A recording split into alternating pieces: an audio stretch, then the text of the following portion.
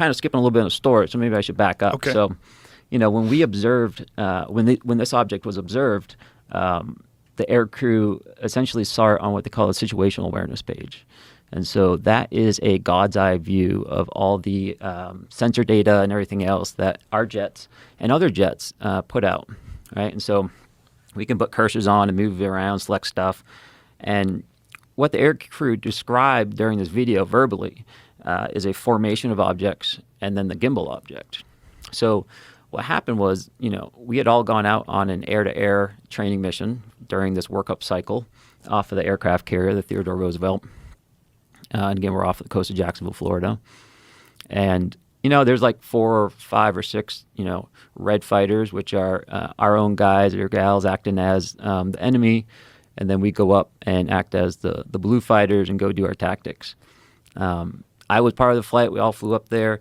When we kind of run out of gas during the fight, you kind of just return by yourself. And if you still have gas, you continue the fight type of thing. So we don't always fly home together. And in this case, the air crew from the gimbal video, they knocked it off and started flying back to the boat. We don't go like directly back to the boat when we run out of gas. It seems counterintuitive, but we have to wait for our landing time. We can't just come back and land earlier. So it doesn't really matter where we are as long as we're nearby. And we just slow down to what we call our max endurance speed, right? So we just kind of cruise around, putt along out there, and just hang out until it's our time to land.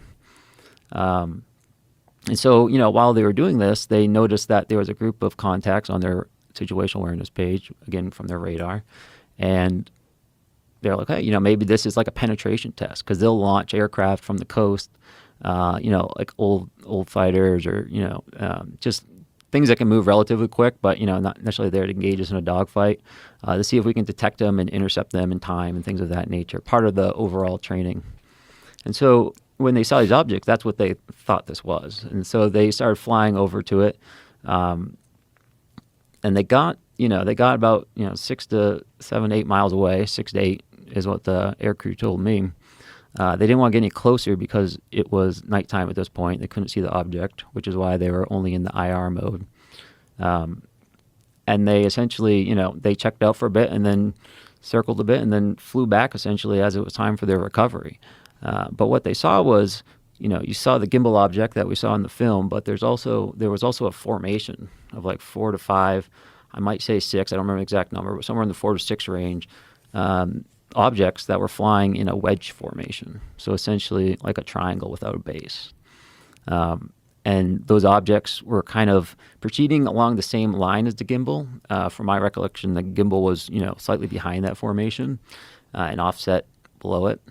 And so that formation essentially kind of just turned in a, I'll call it left-hand turn, in a normal radius of turn to slightly less. But they got all jumbled up. So they just started turning instead of like a clean turn where they all kind of stay in the same spot, kind of a big sweeping thing. Instead of that, it was a lot tighter, and they kind of broke down. They didn't look like they were in formation anymore in a sense. They were kind of scattered about. And I can't tell which one's which really out there on the radar looking at it. So I don't know if they came back in the same formation, exact same position, but when they rolled out 180 degrees out, basically reversed their direction, they kind of got back into similar, if not the same formation, proceeding the opposite direction. And during this time, the gimbal object, again, proceeding, call it left to right, trailing this formation, while it kind of executed its radius of turn, the gimbal just essentially was continuing in a straight line, and then as if it like pinged off a wall, just reversed direction to follow that formation, once they had started flowing in the opposite direction. So no Just turn stopped in midair and went backwards.